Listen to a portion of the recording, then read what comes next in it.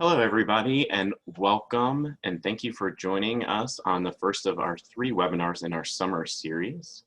For those who don't know me, my name is Brian Leventhal, currently at James Madison University and chair of the newly formed Educators of Measurement NCME. Please be sure to check out our next 2 webinars on recruiting students for the measurement profession on Thursday, July 23rd from 2 to 3, and then shaping the future of the educational measurement through advising and mentoring on August 13th, also from 2 to 3 p.m. Registration information can be found on the NCME website. Today, Dr. Joseph Rios will be moderating a discussion titled Psychometrics, a curricular review of graduate programs in the United States. Dr. Rios is an assistant professor in the Quantitative Methods in Education program at the University of Minnesota. Prior to that, he was an associate research scientist in the Research and Development Division at Educational Testing Service for 4 years. I'm now going to turn it over to Joseph, who will introduce our panel. Great, thank you, Brian. Let me share my screen here. Well, I'm really excited to have this webinar be the very first webinar in our series. And today we're going to be talking about graduate training in the educational measurement field. And the objective of our webinar today is really to understand what the future of graduate training is going to look like in our field. We're going to do that by having a curricular review presented on current graduate programs in the United States, and also hear from a diverse set of current professionals on what they believe recent graduates are lacking when entering the workforce. So before we get into our discussion, I want to first introduce our panelists, and I'll begin by first introducing Jennifer Randall. And I want to first of all say thank you to Jennifer for organizing this session. And Jennifer is currently an associate professor in the Research Educational Measurement Psychometrics program at UMass Amherst. She also serves as the Director of Evaluation for the Center of Educational Assessment. In addition, we have Chad Buckendahl, and Chad is currently a partner with ACS Ventures. He received his PhD from the University of Nebraska-Lincoln. We have Sarah Finney, who is a professor of graduate psychology at JMU, and she's also the associate director at the Center for Assessment and Research Studies at JMU. We also have Kristin Huff. Kristin currently serves as the Vice President of Assessment and Research at Curriculum Associates. She's really going to be helpful in us understanding that transition from the university to the workforce, as she currently leads a team of more than 35 assessment designers and psychometricians. We also have Matthew Madison, who's currently an assistant professor of education at Clemson University. He earned his PhD in quantitative methodology in 2016 from the University of Georgia. And finally, we're very pleased to have the current NCME president, Yi Tong, and Yi is the vice president of psychometric services at Pearson. In her current role, she leads approximately 85 doctoral and support staff in the fulfillment of psychometric activities for over 80 custom programs. So as we get into our discussion, our goal is really to engage the audience members. So throughout, you'll see that there's a link to a poll in the chat of Zoom. And so please answer your those questions in the poll. Our goal, again, is really engage the audience. If you have any questions, feel free to use the Q&A function in Zoom to post a question, and I'll do my best to get to those questions and pose those to the panelists. So to begin with, in order for us to really understand graduate training, it's really critical for us to first understand, what are we training students for? So in saying that, the very first question I'll pose to the panelists is, what roles are we currently training students to fill upon graduation? And do we envision these roles changing in the near future? If so, how?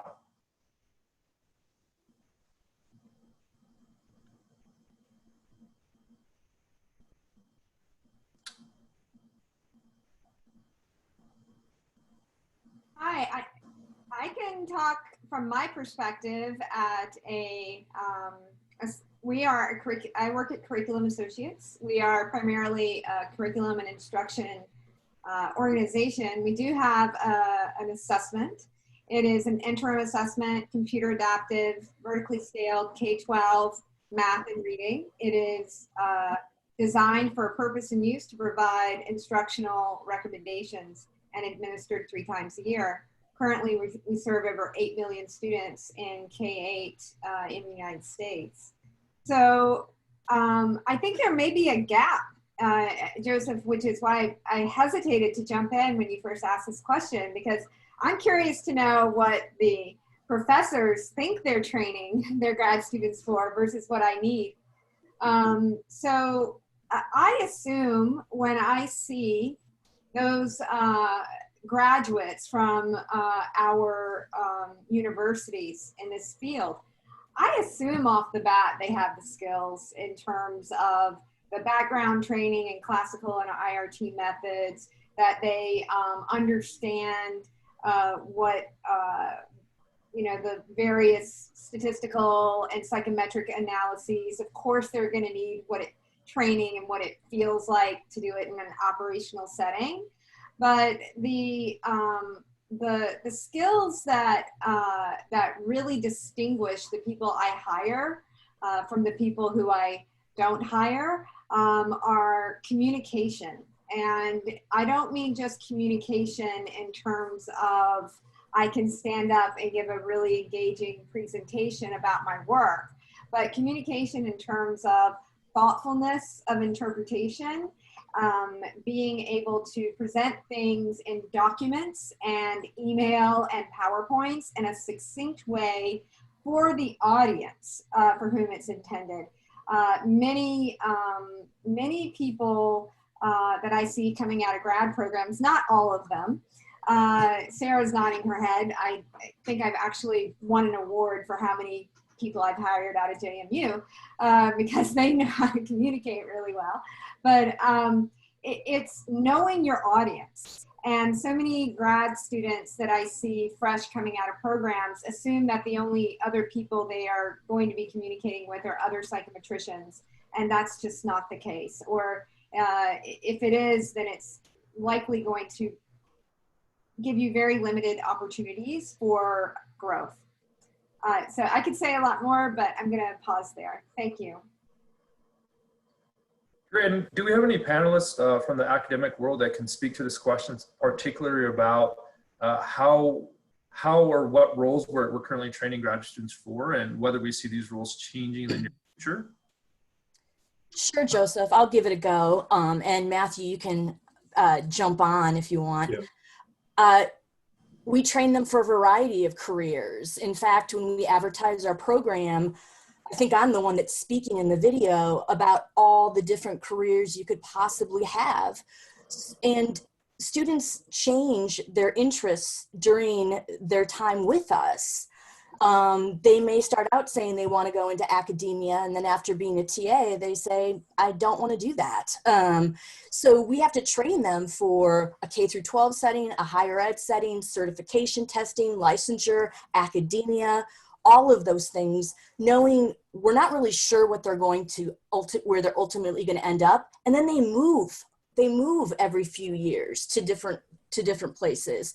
So it's difficult to cover everything, which I know we're going to get into later. I do want to speak to something that Kristin said, as long as she brought it up, this written and oral communication issue, which I know you found in your paper as well, Jennifer and Joseph. We purposefully target written and oral communication at JMU. In fact, when students interview with us, we bring it up. During their whole first year, they're told over and over that they're going to have to present multiple times. Deb Bandelos, our program director, teaches a 2-credit course in professional communication where students have to give their paper drafts to the other students in class and go through iterations of getting feedback, not only from the students, but from Deb. We also have someone come in from the communication center where they videotape a student presenting so the student can see themselves presenting. And that expert gives the student some advice on, exactly what Kristin said. How do you communicate to different audience members? How do you catch and hold attention? How do you not talk down to people? And then they give a talk at the end of their first year, and they all tend to do well. But honestly, Joseph, that's the worst talk they give, because they give talks so many times throughout the years, and they watch their peers. So there's that upward comparison, and they get better. It's hard. We have to dedicate a lot of time. We give them feedback every semester on it, but it's a key student learning outcome for our program. I'll stop there. I don't know, Matthew, if you want to jump in. No, sir, that was awesome. I'll say there's some institutional variation. I've been at 2 going on 3 institutions, and I'd say the roles that we train students for kind of varies across the institution, but I'd say working at an R1 institution, we really heavily train students to become researchers. So really having a good background in measurement theory, statistical theory, research design, all those different components of measurement and computing that will allow you to conduct research, independent research. We really emphasize heavily.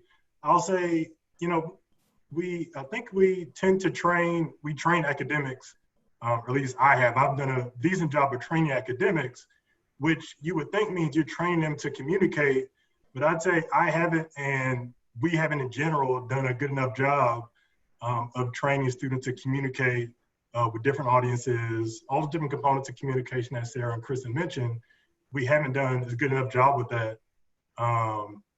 So I would like to just go back to Sarah a little bit and ask kind of, for more of those specific training tools you've used to get students to communicate better, how you've gone about doing that. I'm taking notes right now too. Well, sure. So like I said, Deb Bandelos has our 2-credit professional communication course, which is in the 2nd semester of their first year. And yes, it is in addition to 3 classes that they're taking: multivariate, measurement theory, performance assessment. So it is another class, but they're also writing their first year paper. So that work that she's doing with them, writing and presenting, is going towards their first year project. The other thing is we lean on the Writing Center. It's free, and they're just waiting for graduate students to come over. We lean on the Communication Center, and we put our more advanced students up in front of our more novice students as much as we can. We have these talks on Fridays where the students will present their research or talk about their internships. During staff meetings or faculty meetings, we have students physically go up front and present what they're doing.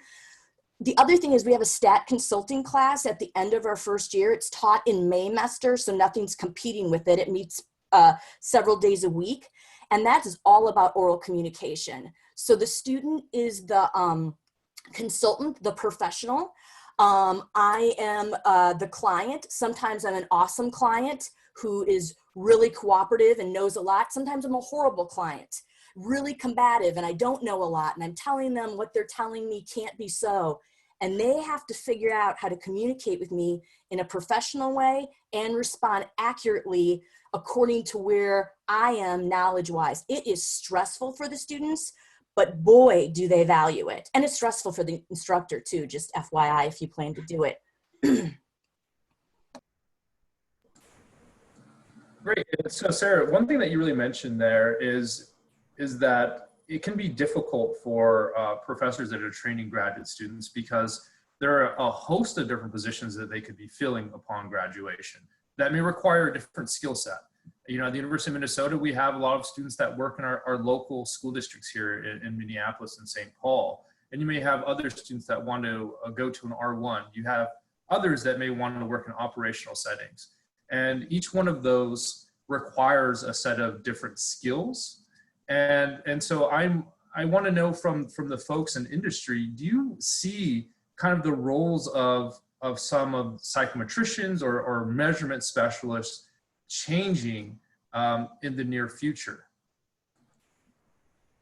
I'll go next.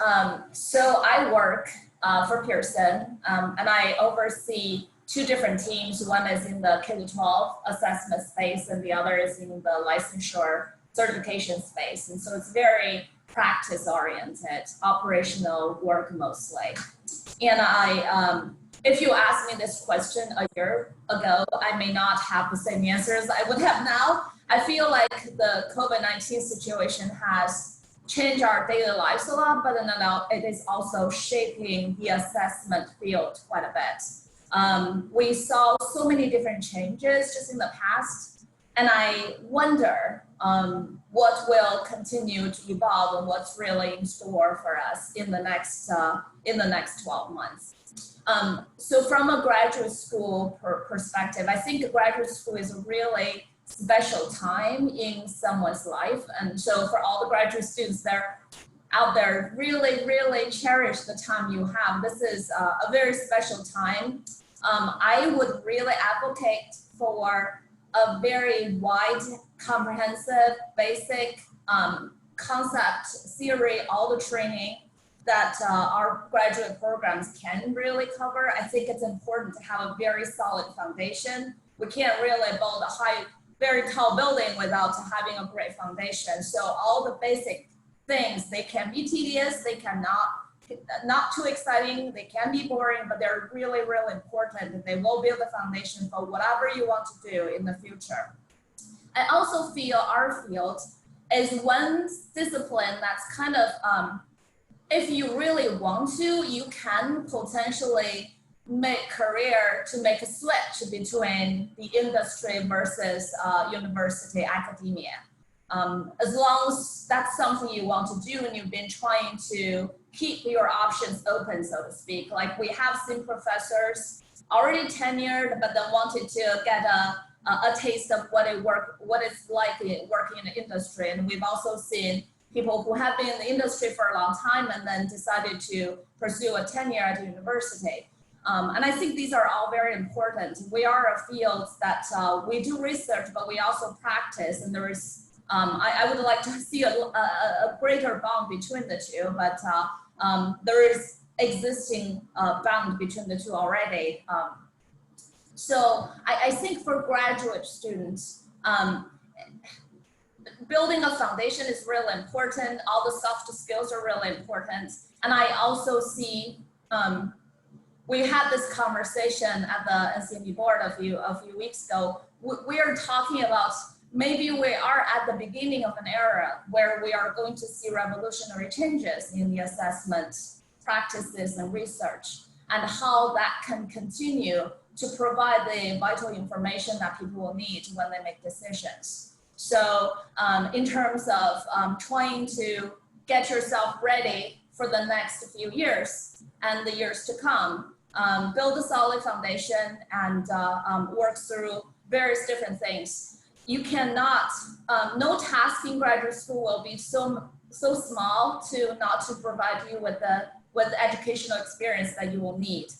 One of my most treasured experiences in graduate school was actually to TA a fundamental level statistics course where we have over 100 students, and they come from all different grade levels, undergrad, graduate students, all different disciplines. And it was actually one of the most treasured experiences I had, because you do have to deal with all different things and all different people. Especially it's not a class you really signed up for. It really helped me, and it was painful through at the time too. But I just, again, trying to put it into perspective, I think graduate school is really a special time, and just learn as much as you can.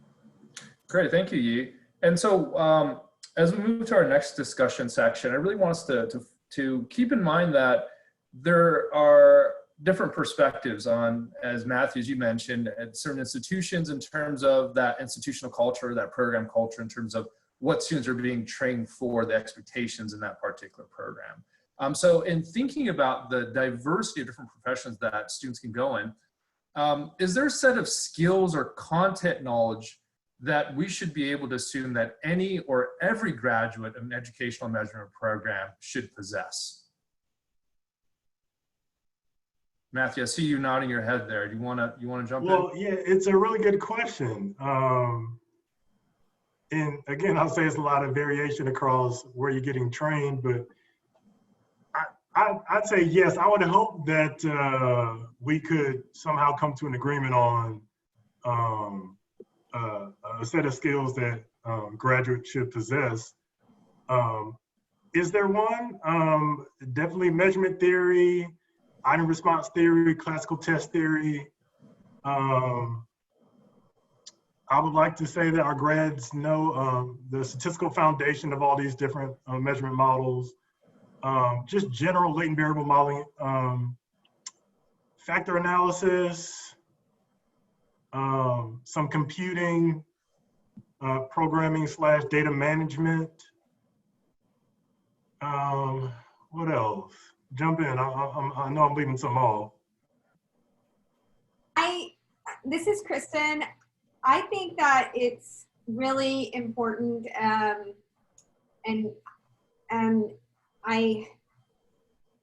I'll try to keep this short. I think it's really important for people in our field in graduate school to understand the history of our industry, not our industry, but of our of psychometrics, right? Sorry for the background noise. I have my window open. It's a nice day.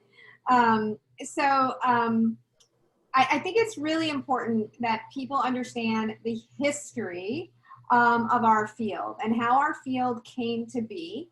I don't know how much this is embedded in the courses that that Jennifer and Joseph analyzed in their report.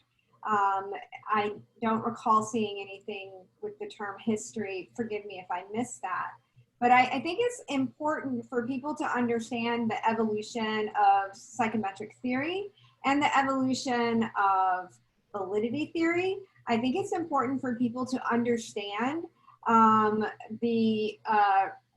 especially if they're going into education, to understand the criterion reference and standards-based movement, to understand the two disciplines problem that about how psychometrics was developed pretty much divorced from cognition and learning theory, even though we're trying to measure education and educational attainment and learning and model growth in learning.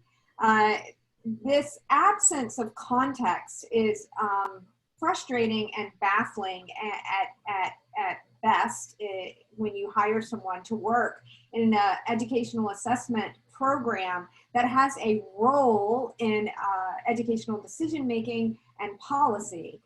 And it is especially important today as our field is having this inflection point of what is going to happen to our field with this change in schooling from in buildings to remote.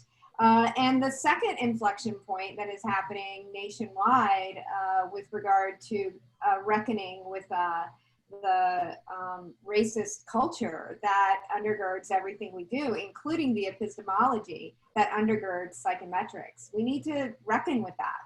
And so we can't have these conversations and we can't have this evolution of our field without people being trained in our own history. Okay, that's my speech. So I'm gonna jump in and take off a little bit on what Kristin was talking about. I think going back to the roles question for a moment, that a lot of people, when they come out of a psychometric program, again, and this is kind of probably program training specific, they find themselves with a greater affinity to either being more of a front-end psychometrician or a back-end psychometrician. And what I mean by that is, do you care more about what happens before you have data or after you have data? And what Kristin was talking about a little bit goes to this idea of, you know, what proportion of the training program goes into design thinking and context. And, you know, Andrew had kind of mentioned in chat the idea of some sort of substantive content knowledge base or a way of thinking that is not necessarily specifically just to psychometrics, but to maybe other disciplines that helped kind of, shape the way that you think about things or practice. And I tend to find myself on the front end more so than the back end now, because what happens too frequently in a lot of the situations that my group gets involved with is we get brought in after the fact, after data have already been collected without consideration of policy, of cognition, of context, and we're being asked to then fix it. Well, you did something, you're psychometricians, you can fix that, right? And in some cases, we can develop solutions that are reasonable, but are definitely not ideal because we weren't involved in the front end with the design to get to a point where we have better data to do something with. So I think, I actually think it's okay for training programs to have these different focuses. And there are some, and I won't kind of call them out, for fear of making them blush on the call, but there's a lot of great programs out there that are giving students practical experience, the sorts of things then that we look for when we're trying to hire, versus programs that may be more theoretically based, or maybe trying to train more people that are going to go into academic settings. Those programs absolutely have their purpose. But to, again, I think echo what Kristin and some of my colleagues have said, this idea of balancing, if you want somebody to come out with a particular skill set, how is your program aligned to the outcomes that you want them to have? The more methodologically or statistically based your courses are, the more the message to the students are, well, this is what's important and this is what you should have when you come out. And I'll say that, from my perspective, this is like going to confession now. I haven't done a structural equation model since I graduated 20 years ago, because I haven't had a client need or want it. And so, and again, that could be a limit of our practice, but it's a skill set that you have that you can use when you need it. But some of the things you learn, you may actually never encounter, depending on the setting you choose to go into.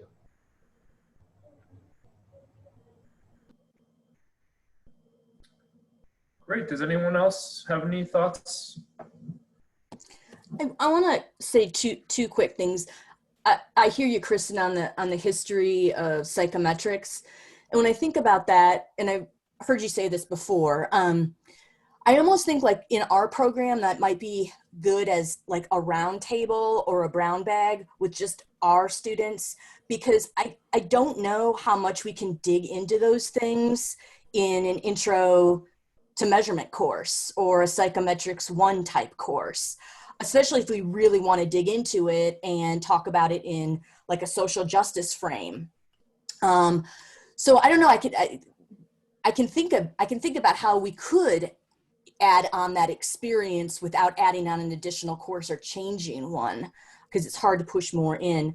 And I also want to say, and I think Andrew posted a point about this, and Chad spoke about it, and Kristin, like, I think there should be more training in content areas. It's so incredibly difficult to add on to the curriculum. I would love my students to be required to take a cognition and learning course. I took one at University of Nebraska, and it took 3, I think, at University of Nebraska, and it completely changed the way I looked at things and approached things. I can say what we have done is to try to take courses like our learning improvement course and our assessment design course and talk about teams of content experts and teams of people who can get things done and where you fit in that team. And like Chad said, and you have to get on that team on day 1 or at least week 1. The hard thing is, where do you put that course? Because if it comes too early, they're not ready for it. And if it comes too late, they've done all this training on technical issues without that context. So it's trying to figure out where to plug it in.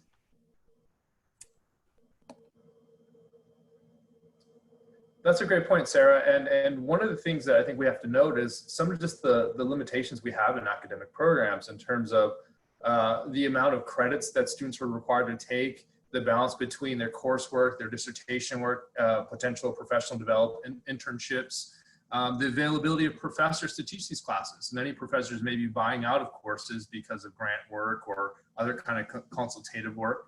And so it becomes a very fine line of being able to think more critically about what we're currently offering and what we could offer, and how frequently could we offer those courses. And so that's why I think this transitions really nicely into Jennifer's presentation. So right now we're going to have Jennifer present on the curricular review that she conducted, and I was a part of that team, where we looked at 135 graduate programs, both master's and doctoral programs across the United States, to better understand the content and skills that are being prioritized in the coursework. So in saying that, I'll turn it over to Jennifer.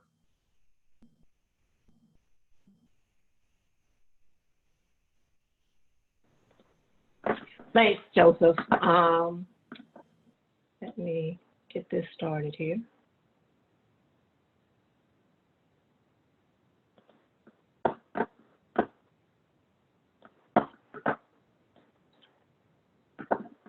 Just a second.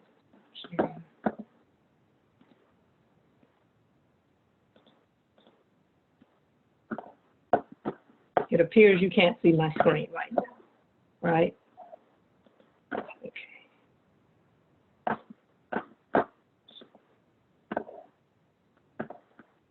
Now can you see? There you go.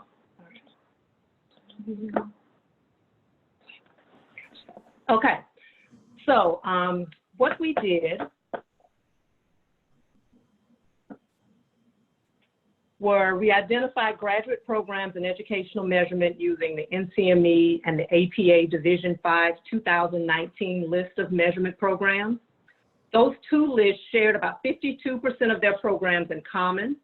9% of the programs actually in our sample weren't found on either list, but we identified them during our review process as educational measurement programs. To be included in this review, programs had to be located in the US, offer at least one graduate degree in the area of ed measurement, psychometrics, quantitative methods, really any related field, and provide students with at least one measurement course within the recommended program of study. Our final sample consisted of 135 programs, including multiple programs located within the same university from across 82 unique institutions. So using each program's website, we collected course names and descriptions for each program of study. We also made note of whether or not the course was an elective, required, or flexible. Flexible in that it could satisfy a program requirement or not, depending on an individual student's course selection. Each course was coded within one of 11 categories seen here. Sample course topics and titles for each category can be seen on the screen. For example, a course in the use of instructional technology was coded as pedagogical theory. Courses in IRT or test development were coded as educational measurement. Here you see the frequency and proportion of courses by course designation, disaggregated by the program's intellectual home. By that we mean whether or not the program was housed in an education department or a psych department. In a couple of cases, programs were housed in specific ed psych departments, and one program was housed in something just odd. Within course programs housed in psychology departments, most of the courses were classified as statistics courses or psych theory courses, followed by courses in educational measurement and professional development. Although within education departments, courses in statistics will compose the greatest proportion of the courses offered, the programs also boasted a large proportion of courses in research methods, ed measurement, and ed theory, as we might expect. Overall, and within education departments, more courses were offered in statistics. Programs in psych departments, as one might expect, offered a lot more courses in psychological theory. Programs in ed departments offered on average about 5 courses in research methods and 3 courses in educational measurement. Overall, most programs offered only 1 or 2 courses that would be classified as diversity and inclusion, sociology or anthropology, professional development, or ed policy. This tree map allows you to see a more fine-tuned representation of course variability within each of those categories. For each tree map, we focused on the course offerings for the top 10 to 15 institutions offering courses within within that designation. For example, for statistics, among the top 10 institutions with respect to the number of stats courses offered, they provided. Each program offered at least one course in regression and multivariate analysis. Nearly every program, 9 of them, offered at least one course in multi-level and or longitudinal data analysis and SEM specifically. Courses dedicated to ANOVA, factor analysis, Bayesian methods were also frequently offered. And also offered, though a lot less frequently, were courses in things like non-parametric data analysis. In ed measurement and research methods among the top 14 institutions, all offered at least one general research methods course, providing a survey of both qualitative and quantitative methods, usually called something like Intro to Research Methods. Every program offered at least one, and 13 out of the 14 offered at least 2 courses in general qualitative methodology. Survey design was also found to be a really popular course, with 9 programs offering at least one course focused on that particular method. 5 programs offered a course in mixed methods. Courses in discourse analysis, case study research, single case, ethnography, video-visual methods, and meta-analysis were also found to be offered.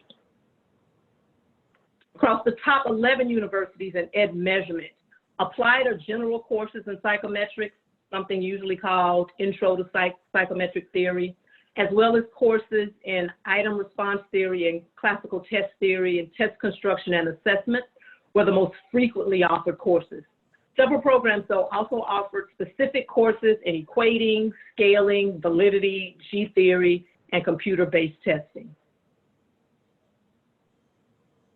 When looking at educational or pedagogical theory, among the top 10 institutions, most programs offered courses in human development, curriculum development or instructional design, theories of learning, and ed psych.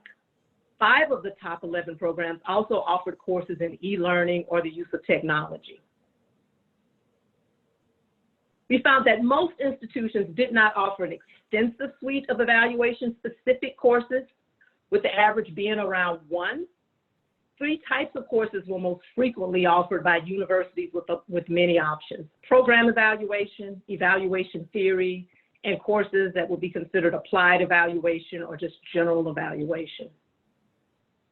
Very few programs offered a course in ed policy. Among the top 11 programs, most offered at least one general ed policy, intro to policy course. Other institutions offered courses in policy and law, administration and leadership, and/or economics and finance. As we may have expected across every institution, courses in diversity and inclusion were infrequently offered as part of the program of study. Most courses that were offered were general diversity courses covering a lot of topics, like courses like education in a diverse society. But programs also offered more specific courses such as race and racism in education and society, families and disability, and gender in education. And as with diversity courses, courses in history of education and sociology anthro courses were available far less frequently than courses in the other designations. Courses typically were simply called the history of education or the sociology or anthropology of education, and the most frequently offered. So now let's talk about the limitations. First, the results from this study assume that the curricular information provided via website accurately reflects the programs of study with respect to the courses that they offer, the courses they required, and the course descriptions.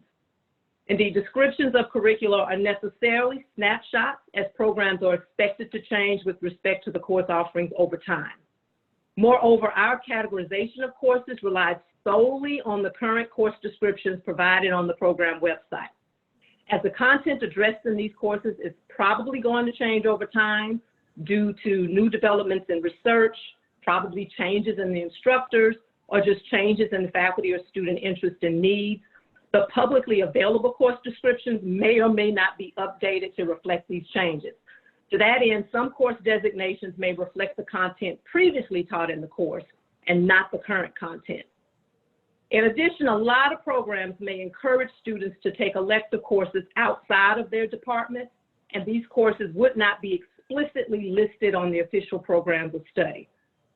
And finally, I'd like to say our data collection method did not account at all for the hidden curriculum of many measurement programs. For example, content or skills categorized as professional development may not be explicitly listed within the articulated curriculum, but students may have these experiences via mandatory work on research projects, recommended internships, or just kind of ad hoc seminars or workshops. I will stop sharing my screen now. Turn it back over to Joseph. Great, thank you, Jennifer. And there are a number of people that were requesting a link to the report. I just want to note that the manuscript is currently being drafted as we speak. So hopefully we'll have something to share within the next year. So in saying that, I mean, we kind of talked briefly about the roles that we're training these students to take on, the kind of core competencies or core skill set we think that those students should possess upon graduation. And then now Jennifer's been able to present to us what graduate programs are actually teaching. So in saying that, one question I have for the panelists is, what do you think graduate programs are doing well in terms of content knowledge, skill development, preparation? And on the flip side, what are some areas that need to be improved upon in graduate training?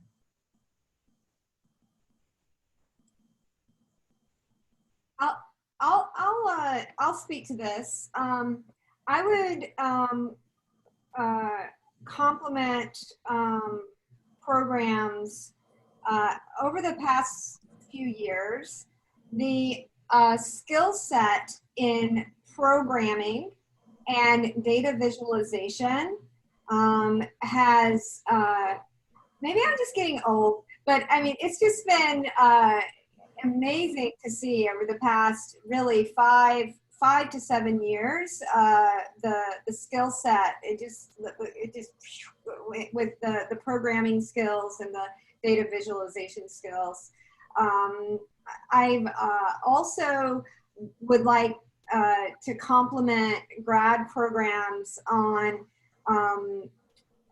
the students coming out of grad programs. The amount of practical experience they have has also just increased incredibly well, and so that's also a complement to industry.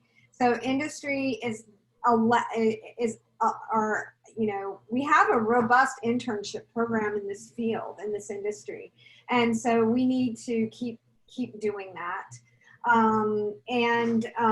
Programs need to continue to place their students in internships. And what I like to do, and I can't do it all of the time, but I really like to fund a graduate student for a fall semester or an academic year. And the students who do that versus, for example, TA or work in a non-industry practitioner or internship, such as you know, institutional research at the university or what have you, it's a difference in experience for sure. I'd like to tie my answer just very quickly to something that actually we were talking about before. I do think the industry is going, it has been changing. And now at this, what I'm going to call an inflection point, will change rapidly. I don't think grads, I don't think you're going to see very many, hey, it's an industry job, but I get to go there and pretend like I'm a professor and just do research all day long on whatever however many parameters I want to dance on the head of a pen and simulate this and that.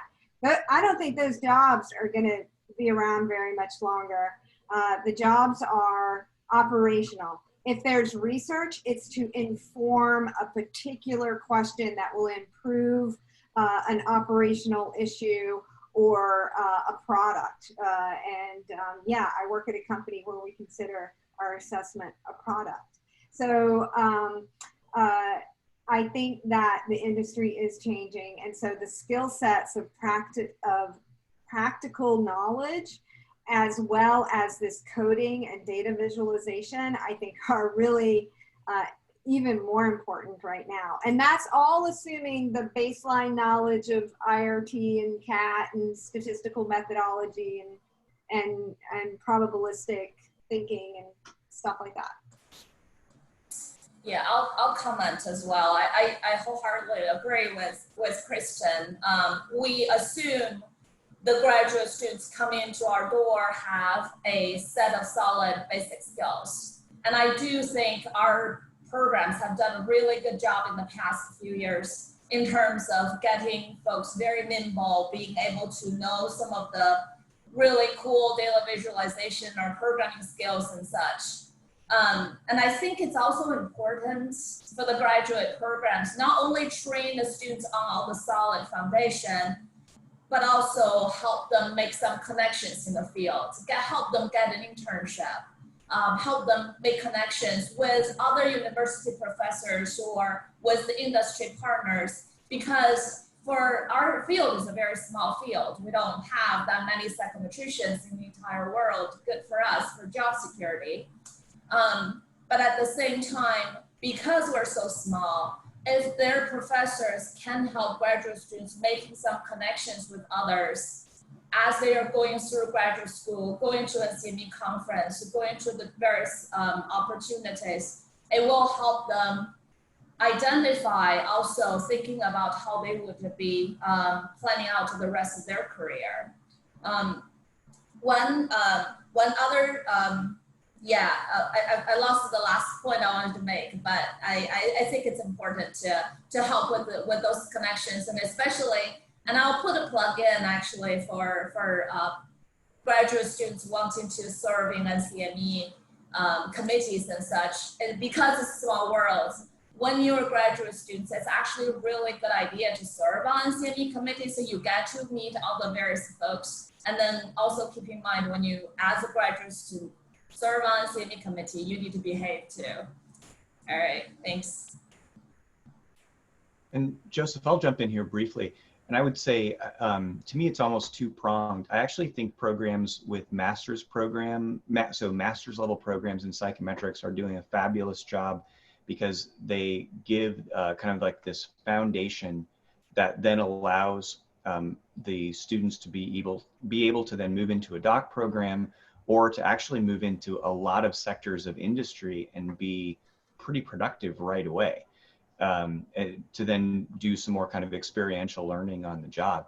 Where I think there's an opportunity for some of the doc programs to help students make that transition to whatever their potential career path is in a way not to try to do more, but to even like back off a little bit on some of the course requirements. So reduce, and in a way, give yourself some flexibility with 2 or 3 courses during the last year or 2 of the program to be able to do almost like project-based learning on contemporary topics or issues.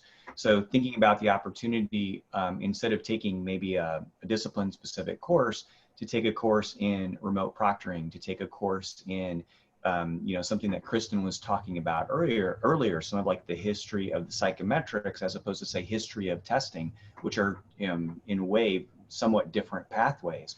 And I would actually encourage the academy to call the bluff of industry. If industry is saying we need these skill sets, one of these kind of like flexible courses, have Kristin come teach a couple lectures on history, or have me come in and teach a couple courses on some of the legal aspects of the testing industry, and draw on those industry partners to help give your students those sorts of experiences, instead of trying to assume that full burden for yourself, because it's impossible to kind of get everything that students may face, but you want to kind of give them the skill set to be adaptive and nimble, so that when they get into whatever career path they go to, that they have that kind of willingness to jump in and learn and take chances with it. I love those comments, Chad. I'm sorry if I'm cutting anyone off. I just have to say I love those comments. And I really, one thing that I want to commend a particular graduate program, one that I went to, UMass, for, and Jennifer, I assume you guys are still doing it, but for the entire time I was at UMass, almost every every time I turned around, once a month maybe, someone from the field was brought in to do the brown bags at noon in that really crappy room where we all had to eat lunch, but like that was such, Chad, to what your point, that part of my experience as a graduate student, we looked forward to those lectures every time that somebody came in, and whether it was from AICPA or the law school or ETS or whomever. And so that mixing of industry and academia, I feel, is so critical. And yeah, you mentioned that in your remarks as well. I'll make this quick, Joseph. I totally agree with Chad and Kristin's point. And what I think is, while we love to have you guys like come to JMU or Zoom in or WebEx in, I'm wondering if it could be something that's one of the NCME items modules, so that the students can keep coming back to it. And speaking of that, when I go through the NCME related products, whether they're the old items that are PDF'd, in my file drawer, or if they're the new videos that are amazing, right now they're all organized by content area. And what I think would be really good to help with training is to order them in 3 different ways. One being just like foundational, intermediate, and advanced. And I know there'd be some discussion about what goes in, but I think about the incoming student straight out of undergrad. They're not going to know what those content areas are, but they would know what foundational is, and they would know to start there. I also think a second way is you could organize it in terms of like a syllabus and work students through as if they had a 2 or 3 semester sequence in measurement. And I know there was a 2019 EM IP article where it laid out a sequence of curriculum. The third one is order them by the standards. I mean, students say, what standards? What are the standards? Or they'll say, I know what the standards are, but have you opened the book? Where if the modules were organized by the standards, they could go in, see a standard they don't really understand, get that cognitive check. I don't really know this. I need to bone up. And then they would see immediate resources to do that boning up. So I think in addition to having like Chad do a video on legal issues and Kristin doing video on the history of testing or whatever, I think there needs to be more organization that's student focused. If a student were to initiate working through the videos, what organization would they need? Not what I need, what do they need? Sarah, I think that's a fantastic point. And it goes to one final question we have is, what's the role of NCME, the large organization in our field, to help to serve as that bridge, across those 135 programs across the United States that are teaching educational measurement programs? How can we share resources to help to educate and provide good training for students so that they have those critical competencies prior to going out to the workforce? Well, that's a great question, a very big question too. I can try to put a stab on it, but we have a lot of long-timer NCME members here too, and I'm sure folks have a lot of good experiences and advice to share. And I think, frankly, SIGME and what we're trying to do in the summer is a really good start, where we are getting the educators together. And I hope I have a lot of graduate students attending these too, and to get some ideas from the various perspectives on what are important to learn and how you want to really get yourself trained during graduate school.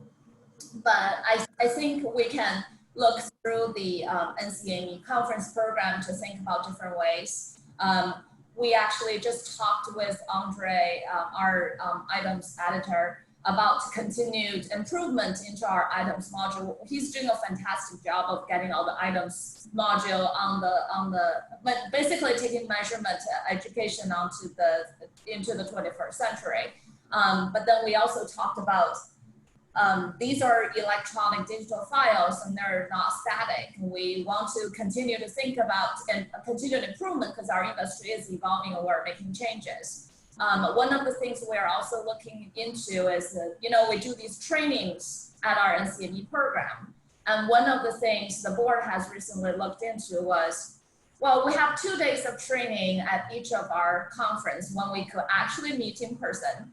And the first day of training usually is not very heavily attended because, it's a long time to be away to be at the conference. So we have decided when we can, we're going to turn the first day of training to a virtual event. And that way, I think potentially we could have opened the door to a lot of other audiences, not even just in the US, not just the graduate students, but that's another way. And we can turn them into modules where folks can access later as well. So there are different ways we can do this, but then I think the professors, again, doing pitch for NCME, the professors coming to the conference and getting involved with the NCME and talking to each other, I think that would also, in a very organic way, help you all to think about what are the things that are working in your particular graduate program and what are the things that you can borrow ideas from others. Great, thank you, Yi. It sounds like there's a lot of exciting opportunities here for us to continue this conversation. Unfortunately, we're out of time. I wish we had more time to continue to discuss these issues. But I wanted to, first of all, thank Jennifer Randall for organizing this session. And thank you to all the fantastic panelists on this session. And thank you to everyone who's attended as well. I think this has been, again, a great conversation. I'm really excited to see where this goes. And hopefully we can continue on discussing how we can better prepare the next generation educational measurement specialists in the country. In saying that, again, thank you all. And please remember that we have 2 upcoming webinars for the Educators of Measurement SIGME. The first one's on July 23rd, which is going to focus on recruitment of students into our field. And then we have a follow-up on August 13th, which is related to advising and mentoring in our field. So registration information can be found on the NCME website, and we hope you can all attend that. Thank you all for taking your time to be a part of this, and hope to see you all soon. Thank you. Take care. Thank you. Thanks, Joseph. Thanks all. all. Thank you.